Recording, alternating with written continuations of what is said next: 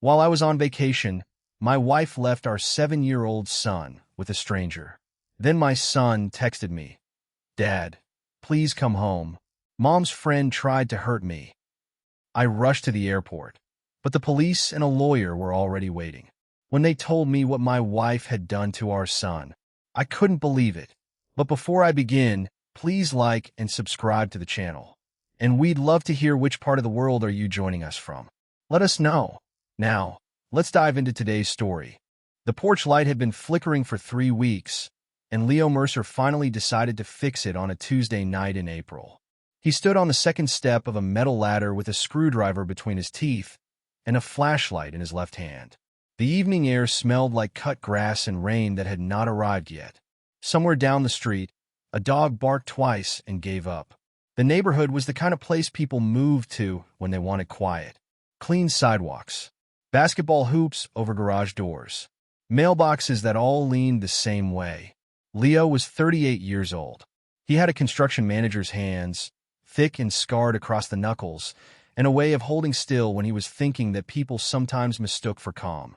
He unscrewed the glass housing and shook out a small pile of dead moths. "Dad." Timothy stood in the doorway in pajamas, holding a baseball glove he refused to sleep without. 7 years old. Brown hair that stuck up on one side no matter how many times it got wet and combed.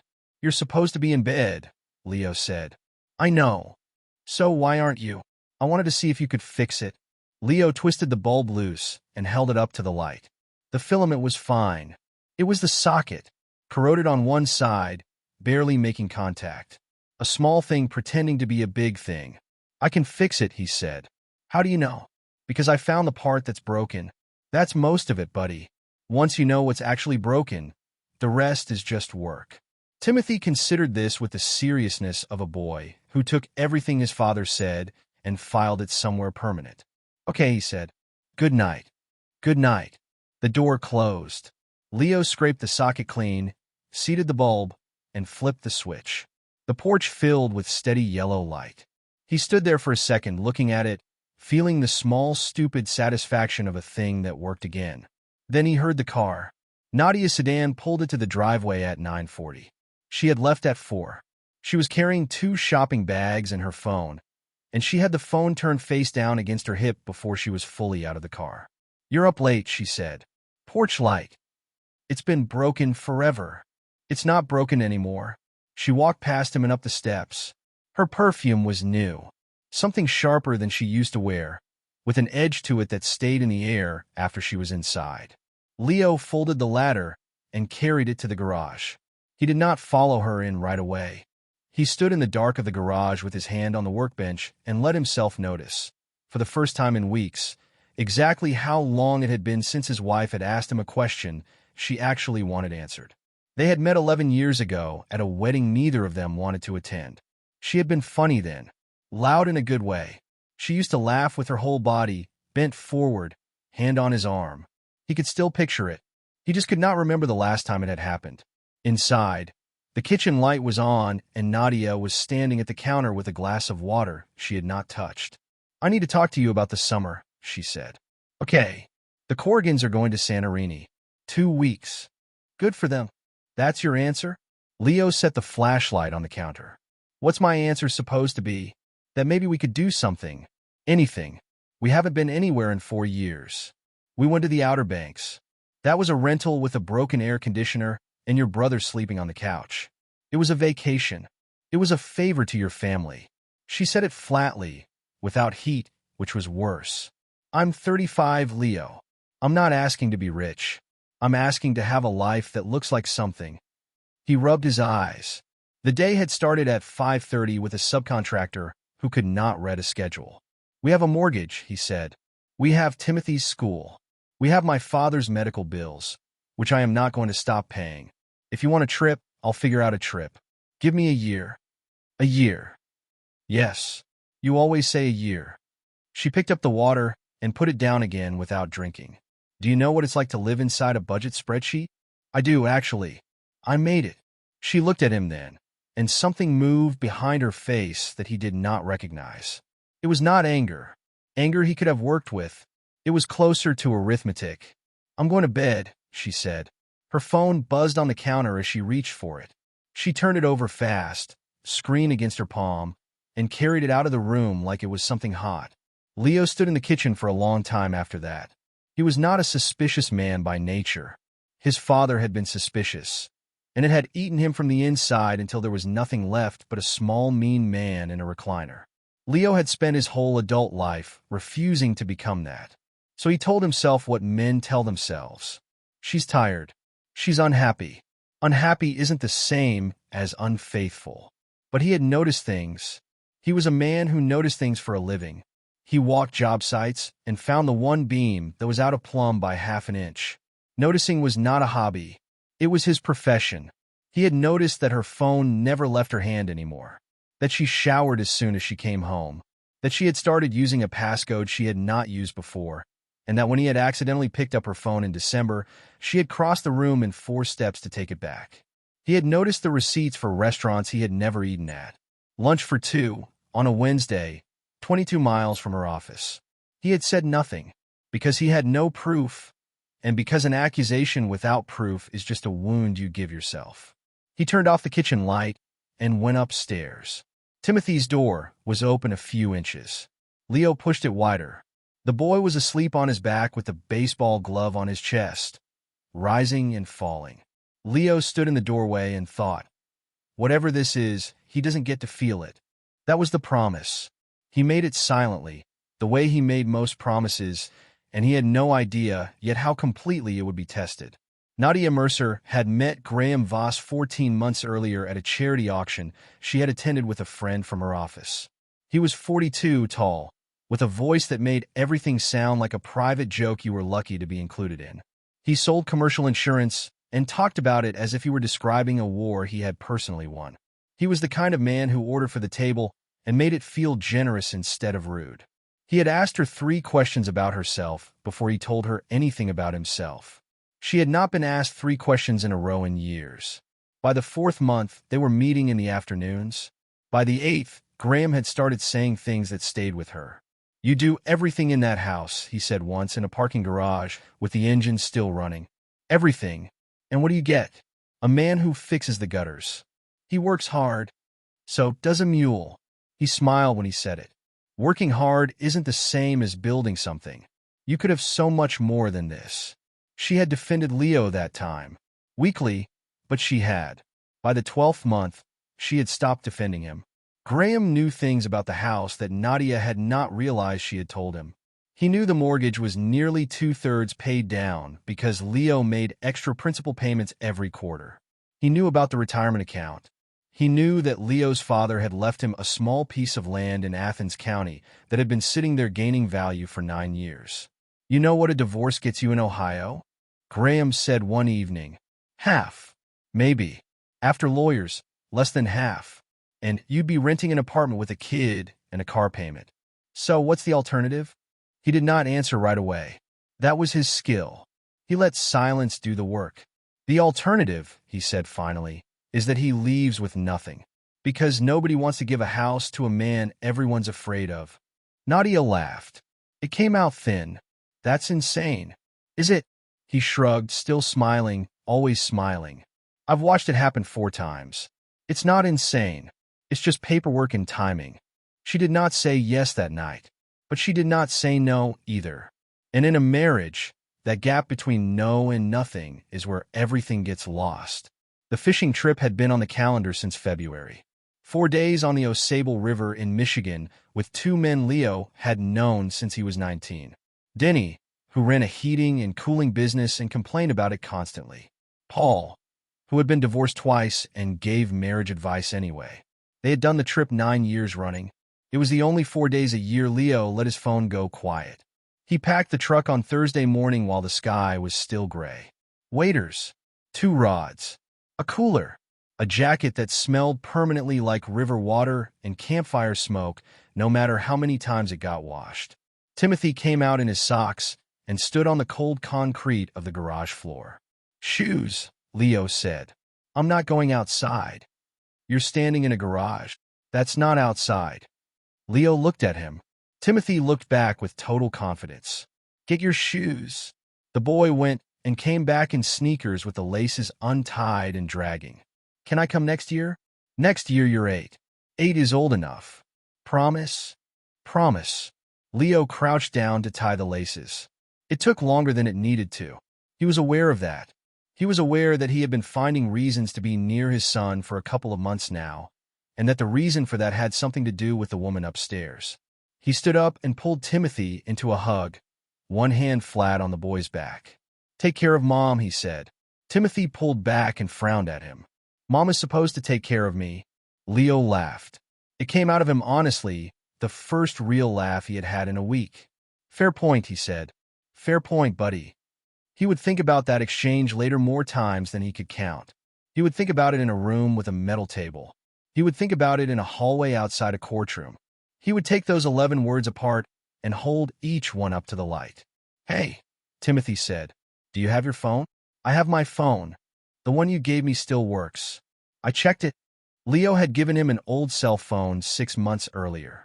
It had no data plan, and half the apps had been deleted. Leo had loaded it with 4 contacts and taught the boy how to send a message, how to call, how to hold down the side button until it turned on. Timothy had asked why. Leo had said, because sometimes you need to reach me and there's nobody around to ask. Timothy had said, like when. Leo had said, I don't know. Hopefully never. Keep it charged, Leo said now. It's charged. Good man. Nadia came out then, in a robe, arms crossed against the cold. She stood in the doorway that led to the kitchen and did not come further. What time will you be back? Sunday night. Late. Late as in 9, or late as in 1, 9, or 10. Depends on Chicago traffic. You're not going through Chicago. Detroit, then. He pushed the cooler back against the wheel well. Why does it matter? It doesn't. She adjusted the robe. I'll be here. With Timothy. We'll do something Saturday. A movie, maybe. He'd like that. I know what my son likes, Leo. He let that sit. He did not have the energy for it at 6 in the morning, and he had 400 miles to drive. Call me if anything comes up, he said. Nothing's going to come up. He looked at her for a second longer than he meant to. There was something in her face that morning he could not name. Not sadness. Not guilt. She looked like a woman waiting for a bus she had already bought the ticket for. Okay, he said. He kissed the top of Timothy's head, got in the truck, and backed down the driveway. In the mirror, he watched his son wave with the baseball glove still on his hand. Nadia had already gone inside. The first 3 days were good. The river was high and cold, and the fish were stupid with hunger. Denny caught a brown trout on the second morning and talked about it for 11 hours. Paul burned the sausages both nights and blamed the pan. Leo slept better than he had in months, in a cabin with a sagging mattress and a window that would not close all the way. On the second night, sitting by the fire with a beer he had been nursing for an hour, Paul said, You okay, man? I'm fine. You've said about 9 words since Thursday. That's more than usual. Denny snorted. Paul did not laugh. You want to talk about it? Leo watched a log collapse into orange coals. There's nothing to talk about yet, he said. Yet. Paul nodded slowly and let it go, which was the reason Leo had been friends with him for 19 years. At home, Nadia waited until the truck was 2 hours gone before she texted Graham. He came Friday. He came Saturday. By Saturday afternoon, they had stopped talking about what a better life would look like and started talking about how to get one. His flight's not until Sunday, Nadia said. He drove. Even better. Nobody tracks a truck. What does that mean? Graham was in Leo's kitchen, leaning against Leo's counter, drinking from one of Leo's glasses. It means nobody can prove where a man was if he was in a truck in the woods, he said. It means the timeline is soft, and a soft timeline is a gift. Nadia's stomach turned over, and she ignored it. He'd never hurt anyone, she said. Nobody would believe it. Nadia. Graham set the glass down. You're thinking about this backwards. Nobody has to believe it forever. They only have to believe it long enough. A protection order takes a day. A day gets him out of the house. Out of the house is 9/10 of everything. After that, he's a man on the outside asking to be let back in. And men on the outside never win. And Timothy? Timothy stays with you. Obviously. He smiled. You're his mother. She looked at the floor of the kitchen Leo had tiled himself over 2 weekends 3 summers ago. She had complained the whole time about the noise. "I'll think about it," she said. "Don't think too long. He's back Sunday." Timothy did not like the man. He could not have explained it in words an adult would take seriously. He only knew that when the man came into the house felt smaller. The man's name was Graham. He had been to the house twice before, both times when Dad was at work, and both times Mom had said he was helping with something about insurance. He wore a watch that he checked a lot. He called Timothy Champ, which nobody who actually knew him did. Saturday evening, the man came again. Timothy was on the living room floor with a box of baseball cards, sorting them by team, when the front door opened without a knock. "Why is he here?" Timothy asked. Nadia was in the hallway, holding the door. "He's just visiting. Dad's not home." "I know Dad's not home, sweetheart. So why is he visiting?" "Timothy." Her voice had a stretched sound to it. "Take your cards upstairs." "I'm not done." "Take them upstairs." He gathered the cards slowly, on purpose, because slow was the only argument he had. The house went strange after that. At first there were low voices in the kitchen. Then the voices got faster. Timothy sat at the top of the stairs with the cards in his lap and listened the way children listen, which is to say completely. "Not saying we do it tonight." "Then when?" "Tomorrow he's back, and it's over." "You said a day." "You said it takes a day." "It takes a day once there's something to look at." "There has to be something to look at, Nadia." A chair scraped. "What does that mean?" "You know what it means." Timothy did not understand the words. He understood the shape of them. He understood that the man was talking about his father, and that his mother was not saying no. He came down 4 steps. "Are you talking about my dad?" The kitchen went quiet. Nadia appeared at the bottom of the stairs, and her face did something Timothy had never seen it do. It went blank, like a screen when the power cuts. "Go back up." "Are you talking about my dad?" "Timothy, go back up." He did not go back up. He came down the rest of the stairs because his legs took him there before he decided anything. He wanted to get to the front door. He wanted to go to the Hendersons' next door, where Mrs. Henderson gave out popsicles and had a phone on the wall like in old movies. He got 4 feet into the hallway before Graham came out of the kitchen and caught him. It was not a punch. Later, that detail would matter more than anything. Graham grabbed him by the upper arm and jerked him backward, hard, the way a man grabs a dog that is about to run into traffic. Timothy's feet came off the ground. His shoulder hit the door frame. His face hit the hard edge of the hall table on the way down, right along the cheekbone, and there was a sound in his own head like a door slamming in another room. He was on the floor. The carpet smelled like the vacuum. "Graham," his mother's voice, high and far away. "He was going out the door. He's 7. I didn't." Timothy put his hand to his face and looked at it. There was no blood. It felt hot and thick, like his cheek had been replaced with something that did not belong to him. He started crying then, not loud. That was the part that scared his mother most later, when she let herself think about it. He cried quietly on the floor, with his hand on his face and his eyes open. The next hour did not happen the way it should have. Nobody called an ambulance. Nobody put him in a car. Nadia knelt on the floor and held a bag of frozen peas against his cheek and said "H" over and over. And Timothy could hear the man moving around behind her, opening the front door, closing it, going out to his car and coming back in. "Is it broken?" Graham asked from somewhere. "I don't know. Take him to a hospital and they ask questions." "I know that." "Nadia." "I know that." There was a long silence. The refrigerator hummed. Timothy watched the ceiling. And then his mother said the thing that would change every year of the rest of his life. She moved the peas.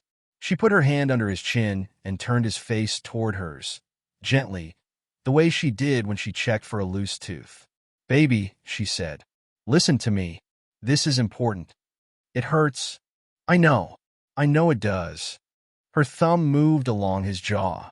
"If anyone asks what happened tonight, a doctor, a teacher, a police officer, anyone, you tell them Dad did this." Timothy stopped crying. He looked at her. He was 7 years old, and he understood one thing with total clarity. What she had just said was not true, and she knew it was not true, and she wanted him to say it anyway. "Dad's not here," he said. "I know he's not here, sweetheart. He's in Michigan." "Timothy." Her voice went low and even. "Say it back to me." He did not say it back. She waited. Then she stood up, and something in her posture closed like a drawer. "You don't have to say it now," she said. "But that's what happened. That's what we're going to say happened. Because if we don't, Mom is going to be in a lot of trouble. Do you understand? You don't want Mom in trouble." He said nothing. "Do you want Mom to go away?" "No," he whispered. Then that's what happened. She took the peas back to the kitchen. He heard her talking to Graham in the low voice again. He heard the word photos. He heard the word morning. Timothy lay on the floor for a while. Then he got up and went upstairs, holding the banister with both hands because the stairs were doing something odd, and he closed his bedroom door, and he did not turn on the light. The phone was in the drawer of his nightstand, under a folded T-shirt, exactly where he kept it. It was charged. He had checked it Thursday, like he told his dad. He sat on the floor between the bed and the wall, where the door would hide him if it opened, and he turned the phone on, and the screen lit his face up blue in the dark. He was not a fast typist. His teacher said his handwriting was worse. He pressed the letters one at a time with his thumb, and he had to stop twice because his hand was shaking, and once because he heard footsteps in the hall that turned out to be nothing. He did not know how to explain any of it. So he wrote the only two things that were true. "Dad, please come home. Mom's friend hurt me." He pressed send. Then he put the phone under the T-shirt and got into bed with his shoes still on, and lay there in the dark with one side of his face on fire, waiting for the sound of a truck in the driveway that was still 400 miles away. Leo's phone had been in the glove box for 3 days. He turned it on Sunday morning in the gravel lot outside a gas station in Grayling, standing next to the truck with a cup of coffee going cold in his hand. Denny was inside buying beef jerky he did not need. The sky was the flat white of early spring in the north. The phone woke up and started swallowing everything it had missed. 2 voicemails from a supplier, a weather alert, a photo from his sister, and then, at the bottom, from a number saved in his phone as Micah phone, a message sent at 9:14 on Saturday night. "Dad, please come home. Mom's friend hurt me." Leo read it once. The coffee cup was in his hand, and then it was on the ground, and he did not remember opening his fingers. He read it again. He called Timothy's number. It rang 8 times and went to the automated voice that reads the digits back to you. He called it again. Same thing. He called Nadia. It rang twice and went straight to voicemail, which meant she had declined it. He called her again. Declined again. He called the house line. It rang 14 times. Denny came out of the gas station with a bag in his hand and stopped 10 feet away. "What?" "I have to go." "Go where?" "Home. Now." Leo was already opening the truck door. "Get in or find a ride." "I'm not waiting." They drove. It is 410 miles from Grayling, Michigan to the northeast suburbs of Columbus. Leo made it in 6 hours and 10 minutes and remembered almost none of it. What he remembered was the inside of his own head. Mom's friend. Not a friend of hers. Mom's friend. The way a 7-year-old writes it, because he does not know the word for what it is. Leo kept touching the phone on the seat beside him and rereading 4 words. Hurt me. Not was mean. Not yelled. Hurt. He called every 90 minutes. Nothing changed. At 3 in the afternoon, he called Paul, who was in his own car somewhere behind them. "I need you to do something. Name it. Drive by my house. Don't stop. Don't knock. Just tell me if her car's there. You want to tell me what's going on?" "Not yet." Paul called back 40 minutes later. "Her car's not in the driveway. Garage door's down. Blinds are open. Nobody's home. Any other car?" "Nothing." "Leo, thanks." He hung up and drove. Somewhere around Toledo, Denny finally said, "You want me to take the wheel?" "No. You've had your hands at 10 and 2 for 4 hours. That's not driving. That's holding on." Leo did not answer. He was doing arithmetic, not about the road, about a marriage. He was laying out every strange thing from the last year like tools on a bench and looking at them together for the first time. The phone, the perfume, the receipts, the way she had asked what time he would be back twice in 2 different ways. "I'll be here. With Timothy." He came off the interstate at 4:52. He did not go to the house. He would think about that decision for the rest of his life, and he would never be sure whether it saved him or cost him. But something in him, the same thing that found the beam out of plumb by 1/2 inch, said, If a man comes home to a story he does not know yet, he should not walk into the middle of it alone. He drove to the township police station on Ridge Road. There were 2 cruisers in the lot and an unmarked sedan. He parked, and he was reaching for the door handle when the unmarked car's door opened and a man in a gray jacket got out, followed by a uniformed officer from the building. Leo stopped with one foot on the pavement. Leo Mercer? Yes. He was aware of the officer's hand resting near his belt. He was aware of a woman in a suit standing back by the building's entrance with a folder against her chest, watching. I'm Detective Ruiz. I need you to keep your hands where I can see them. My son sent me a message that someone hurt him. Leo's voice came out level, and he was distantly surprised by it. I've been driving since 7 this morning. I can't reach anyone at my house. Sir, I need you to step away from the vehicle. Where is my son? Step away from the vehicle. He stepped away from the vehicle. They did not put him in handcuffs, but the uniformed officer took position at his shoulder in a way that made handcuffs a formality. Mr. Mercer, you're being detained while we investigate allegations involving your wife and your child. The parking lot was very bright. A truck went by on Ridge Road, and its brakes hissed at the light. Allegations of what? Your wife has made a report that you assaulted her and your son on Saturday evening, prior to leaving town. There was a moment, maybe 2 full seconds, where Leo's mind went completely white. Then it came back, and it came back cold. He did not shout. He did not say, that's a lie, because in his experience a man who says that's a lie first is the man everyone stops listening to. He said, Saturday evening what time? Ruiz blinked. Excuse me? What time on Saturday evening does she say this happened? Sir, because on Saturday evening I was in a rented cabin on the Osable River outside Grayling, Michigan with 2 other men. I checked in Thursday afternoon. There's a credit card receipt, a signed rental agreement, a fishing license I bought at a bait shop on Thursday morning, and a photograph of me holding a fish with a timestamp on it. He nodded toward the truck. My phone is on the passenger seat. Take it. I'm not going to touch it. There's a text message on it from my son, sent at 9:14 Saturday night, that says a man in my house hurt him. Ruiz's expression did not change much, but something behind the eyes moved. Denny Voigt is sitting in my truck right now, Leo said. He was with me the entire time. Paul Ostrander is about 40 minutes behind us on 71. Talk to both of them separately before you talk to them together. That's how you'll know they're not coordinating. The uniformed officer glanced at Ruiz. Where's my son? Leo said again. Your son is safe. Where? He's with a caseworker from Children's Services. He was examined by a physician this morning. Leo's jaw worked once. Examined for what? There's bruising to his face. The world went narrow. Leo felt it happen. Everything at the edges dropped away, and there was only the detective and the sound of his own blood. Who did that? He said. That's what we're going to determine. No. Leo looked at him. You're going to determine whether it was me.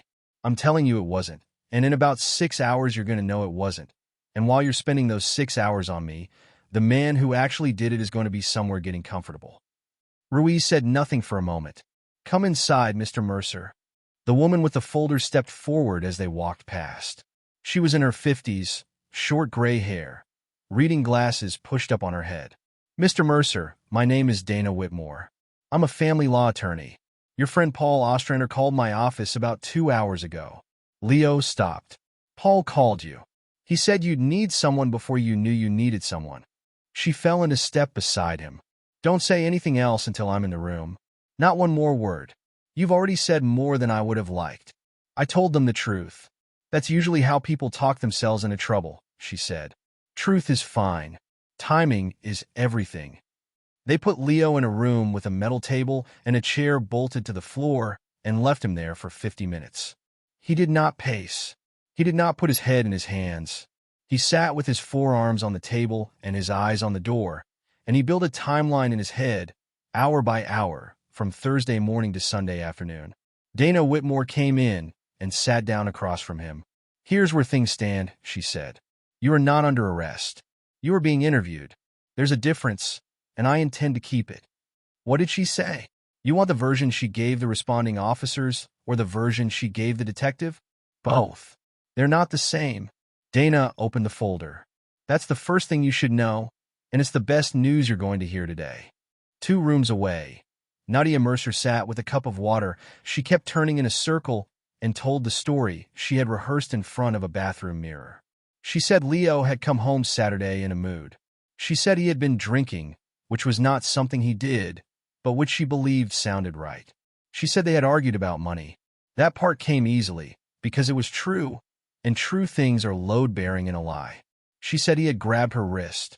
She showed them her wrist, where there was a mark she had made herself with her own hand at 2 in the morning while Graham slept in her guest room. She said Timothy had come running in. She said Leo had turned around and swung. He didn't mean to hit him, she said, and cried, and the crying was real, because by then she had frightened herself. I don't think he meant to. But Timothy went into the table, and there was blood on his face. Was there blood? The detective asked. There was a mark. Bruising. You said blood. I meant bruising. The detective wrote something down. And then what? He left. He said he was going fishing. He said if I told anyone he'd take Timothy, and I'd never see him again. What time did he leave? Around 9. 9 p.m. Saturday? Yes. And the assault happened when? Just before that. 8:30. Maybe 8:45. The detective flipped back 2 pages. Ma'am, when the officers came to your home this morning, you told them the argument started at 7 and that your husband left immediately after. Nadia's hand stopped turning the cup. I was upset this morning. I understand.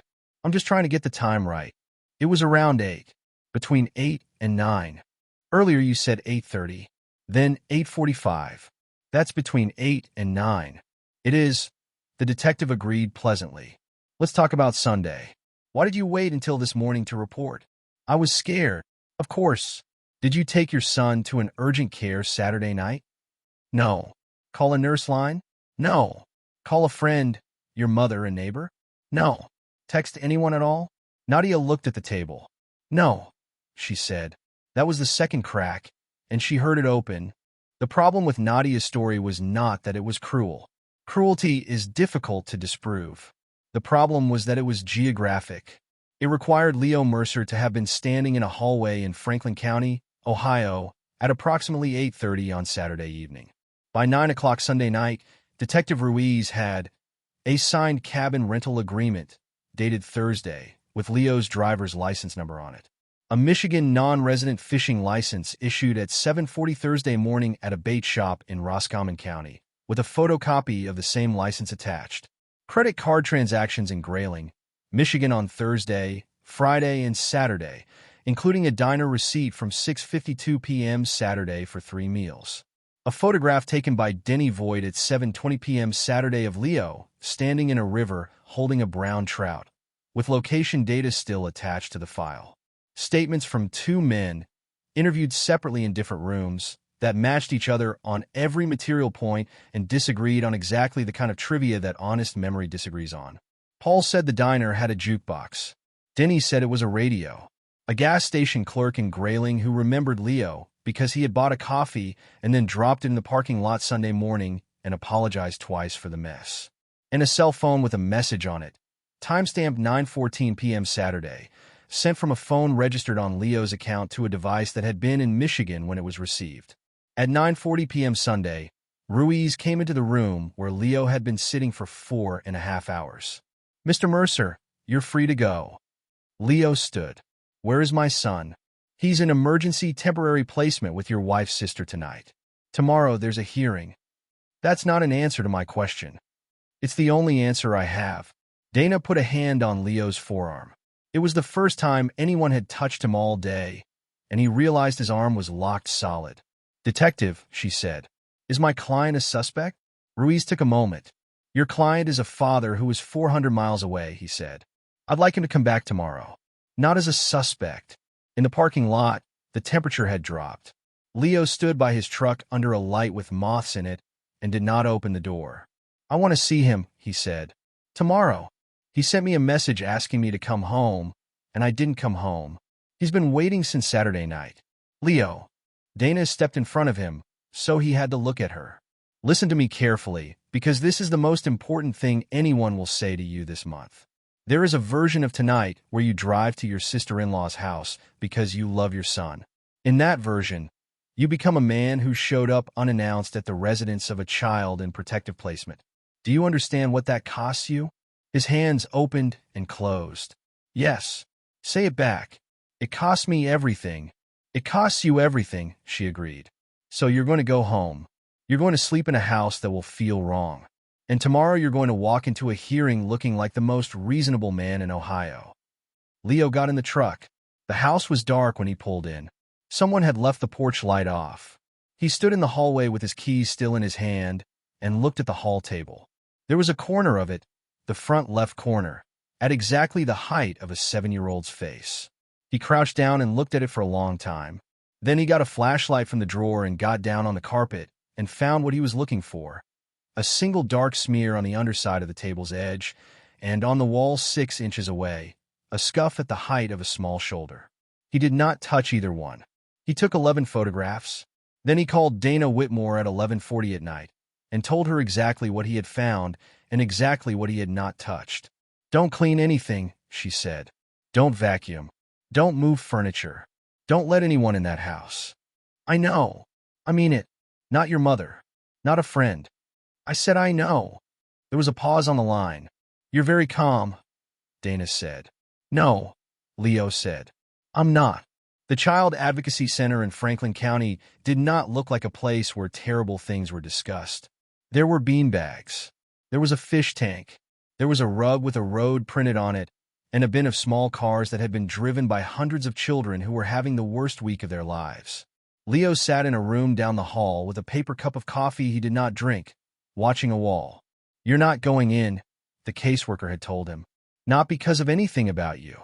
Because if you're in that room, a defense attorney gets to say the boy said what his father wanted him to say. You want his words to be worth something? Then they have to be his. Leo had wanted to argue. He had thought about it for 4 seconds. Fine, he had said. It was the hardest word he had ever said. In the interview room, a woman named Grace Odom sat on the floor with her back against a beanbag, which put her eyes below Timothy's, because that is how it is done. Timothy sat on the edge of a chair. The left side of his face was a spreading map of green and purple, with a dark line along the cheekbone where the skin had split under the surface. He had the baseball glove with him. Nobody had made him leave it in the car. That's a nice glove, Grace said. It's a Rawlings. Is that good? It's the best one. He turned it over. My dad oiled it. You have to oil them or the leather gets like a cracker. I didn't know that. Most people don't.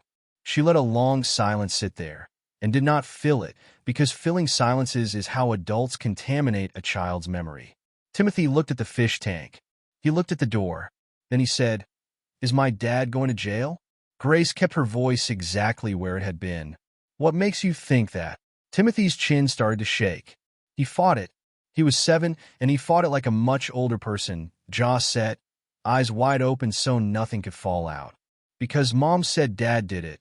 Mom said Dad did what? My face. Okay. She said if anybody asked, I should say Dad did it. Grace did not lean forward. She did not say, and did he? She did not say anything that could later be read aloud in a courtroom and called a leading question. Tell me about Saturday, she said. Start wherever you want. You can start at breakfast if you want. He started at breakfast. It took 40 minutes. He told her about the baseball cards, sorted by team, and how he was doing the National League first because there were fewer. He told her the front door opened without a knock, which was strange because people knock. He told her the man's name was Graham and that he called him Champ. He told her about the voices in the kitchen getting fast. He told her he came down the stairs because he wanted to go to Mrs. Henderson's house next door. And then what happened? He grabbed my arm. Timothy touched his own left bicep. Here. And he pulled me back, and my feet came off the ground, and I hit the door part, and then my face hit the table. Which table? The one in the hall. It's got a drawer that sticks. What happened to your feet when he pulled you? They came off the floor. Both feet. Both feet. Grace wrote nothing down while he was talking. She wrote afterward. The camera in the corner of the ceiling did the rest. Where was your dad on Saturday? Michigan. How do you know? Because he left on Thursday, and he's coming back Sunday, and he told me I could come next year when I'm 8. Timothy's voice cracked on the last word. He promised. Did your dad come home on Saturday? No. Did you see him on Saturday? No. Did you talk to him on Saturday? I sent him a message. On my phone he gave me. It's in my drawer under a shirt. He looked up for the first time. Is he mad that I didn't say it? Didn't say what, Timothy? What Mom told me to say. A tear got out, and he wiped it fast with the heel of his hand. She said if I didn't say it, she'd be in a lot of trouble. And she said, do you want Mom to go away? Grace let that sit in the room for a second. What did you tell her? I said no. His mouth twisted. But then I didn't say the other thing either. I just didn't say anything. Timothy. Grace's voice stayed level and warm. I want to make sure I understand. Did your dad hurt your face? No. Did anyone tell you what to say to me today? No. Do you know what happens if you tell me something that isn't true? Yeah. He nodded. Then it's not true. Down the hall, 40 minutes later, Grace Odom came into the room where Leo was sitting. He stood up so fast the chair scraped. He's fine, she said immediately. He's tired. He wants to see you. Leo's throat closed. He had to work at it for a second. What did he say? I can't give you the content of the interview. You'll hear it in the proceeding. She paused, and something human came through the professional wall. But I'll tell you this.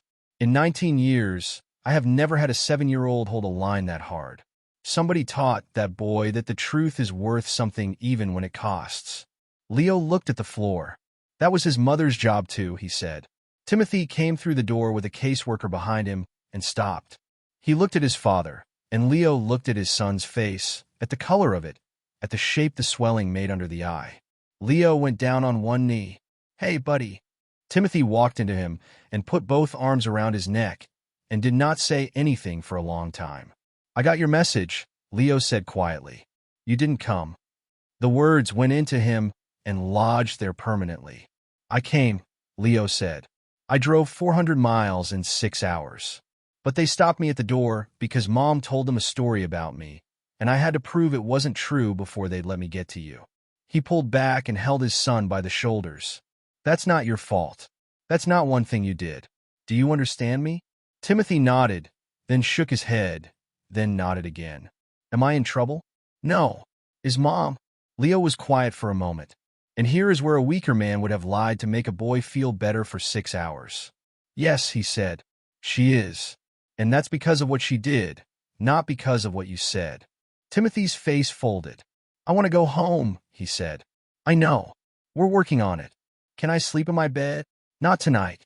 Leo made himself say it evenly. Soon. Dana Whitmore's office had one window, a coffee maker from another decade, and 4 whiteboards.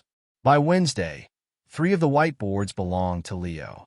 People think these cases are won with speeches, Dana said, capping a marker. They're not. They're won with paper. Paper doesn't get nervous. Paper doesn't change its story on cross. She had built a timeline that ran from Thursday 5:52 a.m., when the Mercer home security system logged the garage door opening and Leo's truck leaving, to Sunday 4:52 p.m., when he pulled into the police station lot. Every hour had something in it. The security system is the spine, she said. Your camera doesn't cover the whole street, but it covers the driveway. Between Thursday morning and Sunday afternoon, that camera records exactly one vehicle arriving that isn't a delivery van. Same car. Friday at 6:10 p.m., same car. Saturday at 5:38 p.m., silver sedan. Ohio plates. Graham Voss, Leo said. Graham Voss. She tapped the board. Second thing, your smart lock, which incidentally you installed and set up, and which your wife never bothered to learn how to use. She thought it was a gimmick. It's a gimmick that logs a phone identifier every time a paired device comes within range of the door. Dana slid a printout across the desk. Your phone doesn't appear in that log between Thursday morning and Sunday evening. Not once. Not for a second. If you had walked into that house on Saturday night, your pocket would have said so. Leo read the printout. Then he read it again, because his eyes had stopped working properly. Third, Dana said. School. I subpoenaed Timothy's file. 7 years old, 2 years at Ridgeview Elementary, 0 reports of injury, 0 mandated reporter concerns, 0 behavioral notes, and this one matters. a second-grade teacher who wrote on a parent conference forum last October, and I'm paraphrasing here so I don't get the quote wrong, that Timothy talks about his father constantly and with obvious pride. That's admissible? It's context. Judges are human. She moved to the second board. Fourth, medical. The physician who examined him documented the bruise pattern on his left upper arm. 4 marks, consistent with a hand, an adult hand, and a large one.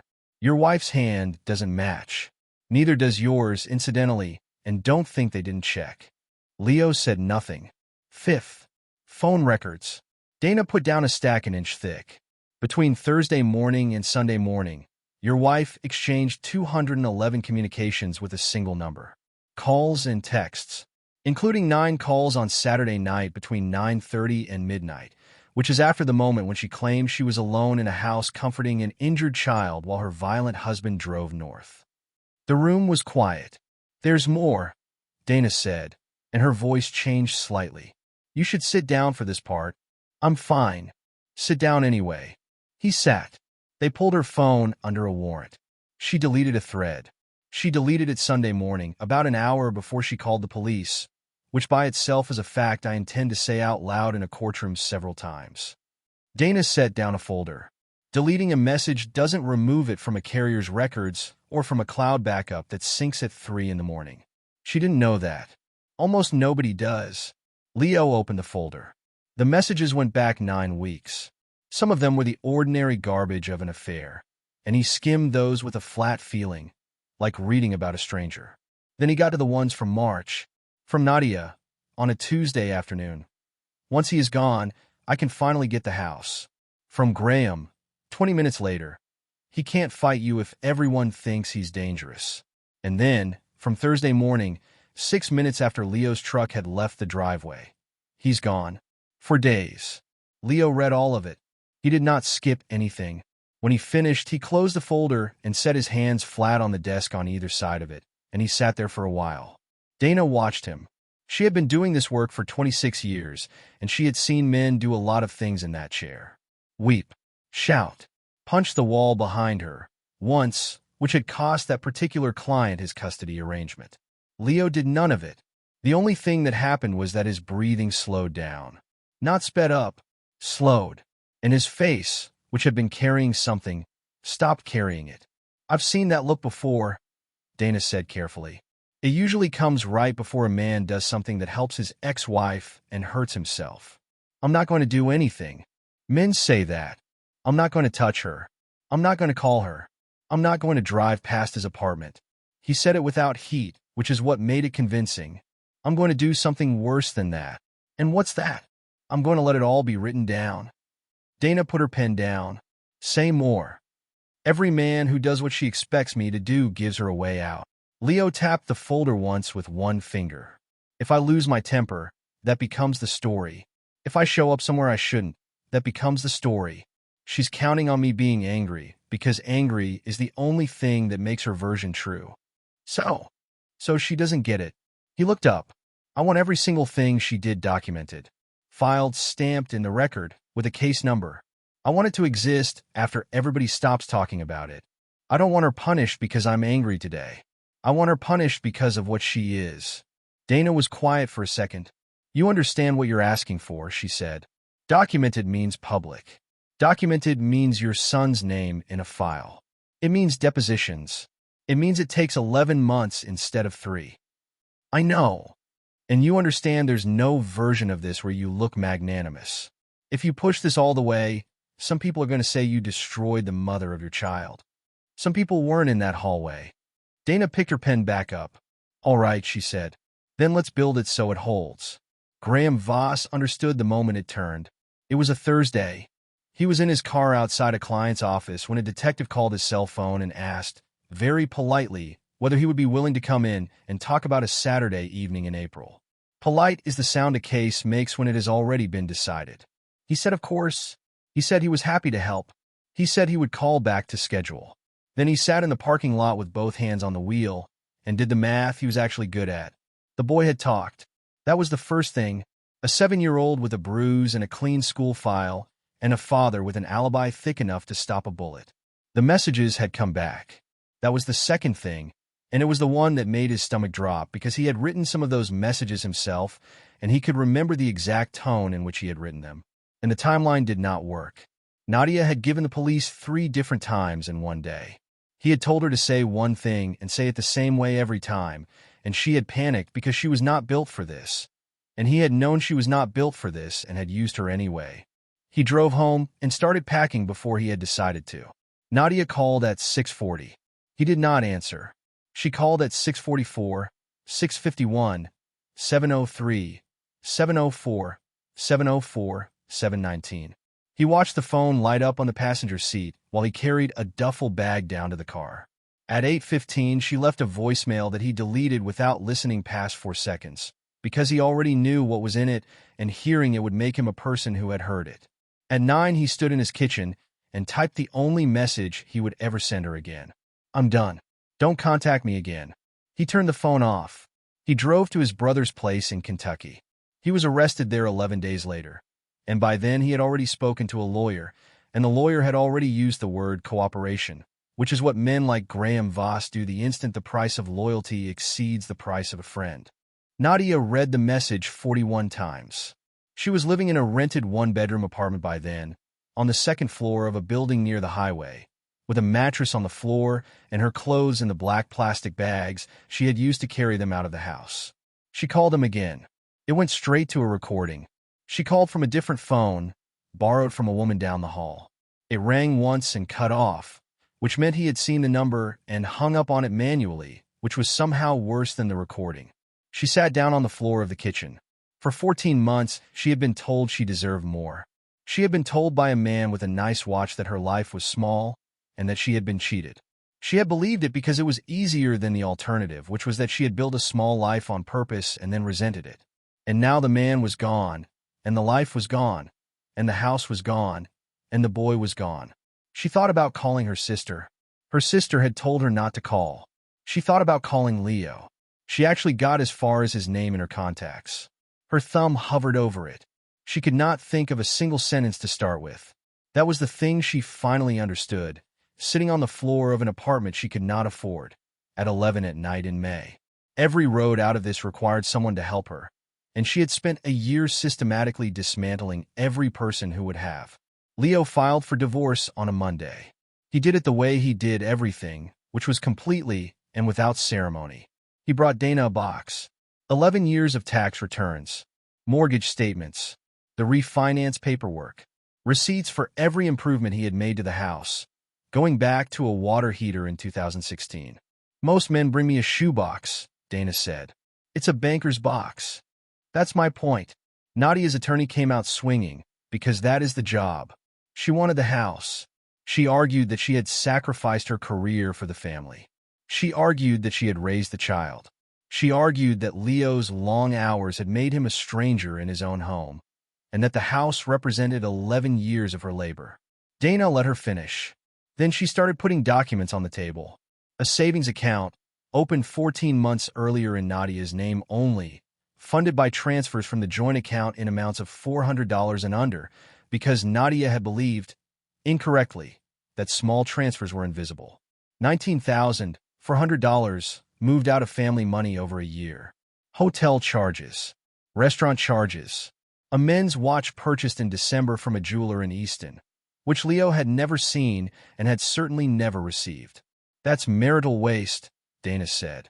"It's not a moral argument. It's an accounting one. She spent marital assets on a third party.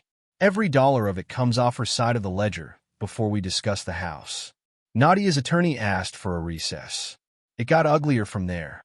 In June, Nadia filed a motion for temporary custody. Her argument was creative, and Leo had to give her that. She argued that Leo had become emotionally unstable as a result of the accusations against him. She argued that a man who had been detained by police, subjected to an investigation, and publicly accused was, by definition, under enormous psychological strain, and that the child should not be exposed to it. "She's using the fire," she said, "as evidence the house is dangerous," Leo said. "Yes," Dana said. "It's the most honest thing she's done all year." The motion died in 11 minutes. It died because the guardian ad litem appointed by the court had already visited Leo's home twice, unannounced once, and had found a boy with a bedtime, a therapist appointment every Tuesday, a school attendance record of 100% since April, and a refrigerator with a chore chart on it in a child's handwriting. It died because the recorded interview from the Child Advocacy Center existed, and because a 7-year-old had said, without prompting, that his mother had told him to name his father. The judge ordered that Timothy remain with his father pending resolution of the criminal matter. Nadia found Leo in the hallway afterward. He had been warned about this, and he had promised Dana he would walk away. He got 4 steps. Leo. He stopped. He turned around. He did not move toward her. She looked thinner. Her hair was pulled back hard, and there was a line at the corner of her mouth that had not been there in the spring. "You're destroying my life," she said. He looked at her for a moment. There had been a woman at a wedding 11 years ago who laughed with her whole body. He could see her in this face somewhere, the way you can see a road under a field. "No," he said. "I'm telling the truth about what you did. He's my son." He was. "Leo, you put your hand under his chin," Leo said quietly, and something in the hallway went cold. He had a broken blood vessel in his cheek, and he could not open his left eye all the way.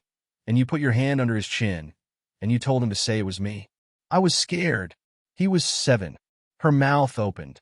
Nothing came out. "I'm not going to yell at you," Leo said. "I'm not going to call you names in a hallway. I'm not going to give you one single thing you can write down and hand to a judge."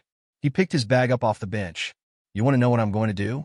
I'm going to go pick him up from school, and then we're going to go to Kroger, and he's going to ask for the cereal with the marshmallows, and I'm going to say no, and he's going to negotiate, and I'm going to lose." He walked away. She said his name twice more. He did not turn around. The criminal trial started in October. Leo wore the same gray suit for 6 days. He sat in the second row on the left with his hands loose in his lap, and he did not react to anything, which took more out of him than anyone in that room understood. He did not feel triumphant. He wanted to. He had expected to. What he actually felt, every morning at 8:40 when he walked past the metal detector, was tired in a place that sleep did not reach. The prosecution built it like a wall, brick by brick. Leo's travel records, the rental agreement, the fishing license, the diner receipt at 6:52 p.m., the credit card statements, the photograph of a man in a river holding a trout at 7:20 on Saturday evening, 410 miles from a hallway in Ohio, the security system log, the garage door opening Thursday at 5:52 a.m., the silver sedan arriving Friday at 6:10 p.m. and Saturday at 5:38 p.m. The smart lock data, showing that Leo's phone had not come within range of his own front door for 79 consecutive hours. The medical documentation. A pediatric physician explained the bruise on Timothy's upper arm to the jury with a laser pointer and the flat patience of someone who had done it many times. For discrete marks. Adult hand. Significant force. She explained the fracture line under the cheekbone and the way blood had pooled beneath the eye, and she explained why the pattern was consistent with a fall against a fixed edge and inconsistent with a strike. The phone records. 211 communications in 3 days. 9 calls on Saturday night after 9:30. The recovered messages. Read aloud, one at a time, in the flat voice of a detective on the stand. "Once he is gone, I can finally get the house. He can't fight you if everyone thinks he's dangerous." Leo kept his eyes forward while those were read.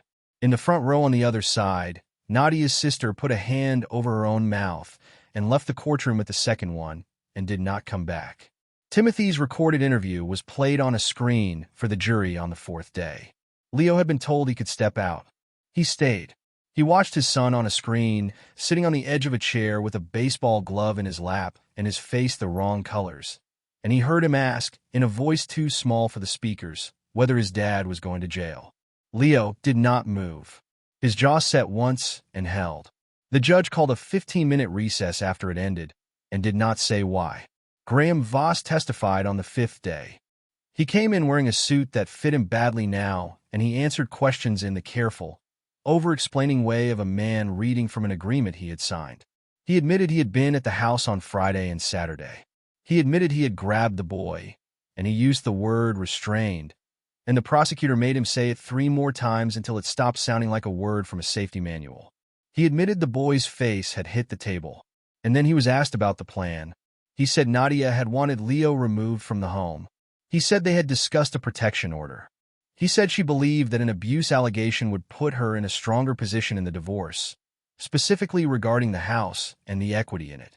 He said the conversation had happened more than once. He said she had raised the subject of money in nearly every conversation they had had since February. The prosecutor asked whether Nadia had ever expressed reluctance.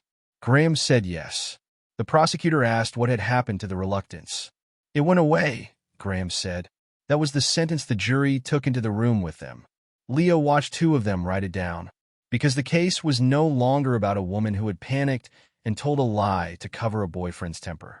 It was about a woman who had discussed a false allegation before there was anything to allege, and who, when a real injury landed in her hallway, had looked at her bleeding child and seen an opportunity. Dana leaned over during the closing and said, very quietly, "This is the part where people expect you to smile." "I know," Leo said. "You're not smiling. He's still going to be 7 when this is over," Leo said. "Nothing in here fixes that." The jury was out for 6 hours. Nadia Mercer was convicted on the counts the evidence supported: endangering a child, complicity to assault, falsification, obstruction of justice. The judge spoke for 11 minutes before sentencing, and most of it was not about the law. He said that the court sees false allegations more often than the public believes and less often than the internet claims, and that each one makes it harder for the next real victim to be believed. He said that a parent's first obligation on the worst night of a child's life is to get that child to a doctor. He said that instead, this defendant had used those hours to construct a story, and that she had recruited her own son to tell it. He said the aggravating factor was not the lie. It was the instruction. She was sentenced to prison. Leo was in the room. He did not stand. He did not nod. When it was read, he closed his eyes for about 2 seconds and then opened them again. The divorce settled 4 months later. She got a portion of the retirement account, reduced by the $19,400 in marital waste and by the legal fees the court assigned to her conduct. She got her car and her personal property. She did not get the house. The house went to Leo, subject to a refinance he completed in March alone, with a mortgage officer who said congratulations, and meant it in a way that did not quite fit the moment. Her parental rights were not terminated outright. Courts moved slowly on that, and Dana had advised against forcing it. But custody went to Leo in full, with any contact left to the discretion of the court and conditioned on the recommendation of Timothy's therapist. The therapist's recommendation, at the 18-month review, was no. Nadia wrote letters. 3 the first year, 1 the second. Leo did not throw them away. He put them in a file box on a shelf in the basement, unopened, with the case number written on the lid in marker. He had told a lawyer once that he wanted everything documented, and he was not the kind of man who stopped doing a thing because it had become uncomfortable. He also did not read them to his son. Timothy could open that box at 18 if he wanted to. That was the boy's decision to make, and Leo intended to be alive to watch him make it. The house had been the point for her. That was the strange part. She had wanted a house and a life that looked like something. But the thing that actually reached her, in the end, was not the property division or the sentence. It was a photograph her sister sent her by mistake in the second year. A boy at a little league game in a red uniform, mid-swing, taller than she remembered, with a face that had healed into a face she did not entirely recognize. She had planned a story in which she was the mother protecting a child. She had become the reason the child needed protecting. Months later, on an ordinary Thursday in June, the house was quiet in the good way. Leo had repainted the hallway. He had also replaced the table. He had thought about that for a while. Part of him wanted to keep it the way you keep evidence.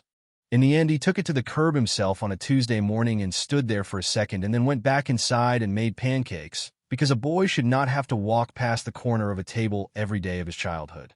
Timothy was doing better. Not fixed. Better. The therapist had explained the difference in a way Leo appreciated. Fixed is a word for machines. Kids do not get fixed. They get bigger around the thing. He still slept with the light on in the hallway. He still checked the front door twice before bed, casually like it was nothing, and Leo let him do it and never mentioned it. But he had started laughing at his own jokes again, which was the sign Leo had been waiting for. He had joined the school band and quit it. He had 2 friends who came over on Saturdays and ate a shocking amount of cereal.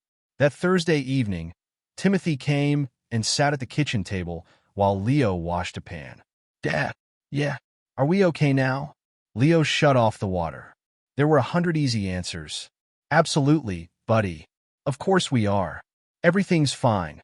He had promised himself, in a parking lot outside a police station over a year earlier, that he was never going to hand this kid a comfortable lie for any reason. He dried his hands and turned around and looked at his son. "We're going to be," he said. Timothy thought about it. He always thought about things, the same way he always had, turning them over to see the underside. "That's not yes," he said. "No, it's not. But it's not no. It's not no." Timothy nodded slowly, satisfied in the way children are when an adult tells them something true instead of something soft. Then he sat up straight. "Can we still go fishing?" Leo felt something move in his chest that had not moved in a long time. "Absolutely," he said. "Like the real trip? With Denny and Paul?" "You're 8. I'm 8 in August. Then we'll go in August. Do I get my own rod?" "You get your own rod." "Do I get to drive the boat?" "There is no boat." "Then what do you even do?" "You stand in a river for 9 hours and you're cold, and you catch almost nothing," Leo said. "It's the best thing in the world." Timothy made a face that was pure skepticism, and then he grinned, and then he was up and out of the chair and taking the stairs 2 at a time to find the fishing hat he had bought at a gas station in April and worn exactly once. Leo stayed at the table. The house settled around him. The refrigerator hummed. Somewhere above him, drawers were being opened with great urgency. He thought about the marriage sometimes, and always briefly. He did not wonder anymore whether he could have saved it. He had stopped asking that question in a room with a metal table, when a detective told him there was bruising on his son's face. There was no version where he forgave her.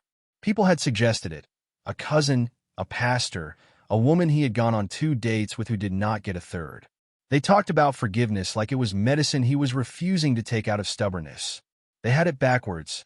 Leo was not carrying anger around. He had put it down a long time ago, the day he decided he would beat her with paper instead of noise.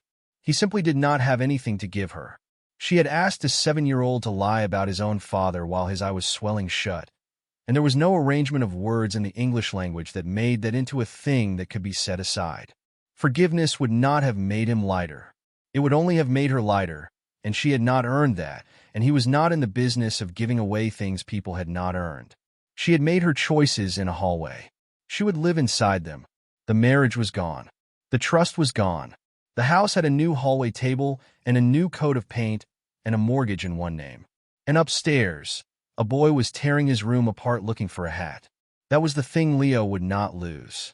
He had not gotten revenge by destroying her. She had done that herself, thoroughly over 14 months with help. He had gotten it by surviving her lie, and by keeping the one thing she had been willing to trade. He heard the footsteps come back down the hall, fast, triumphant. "Found it," Timothy shouted. "Then get down here," Leo called back. "We've got planning to do."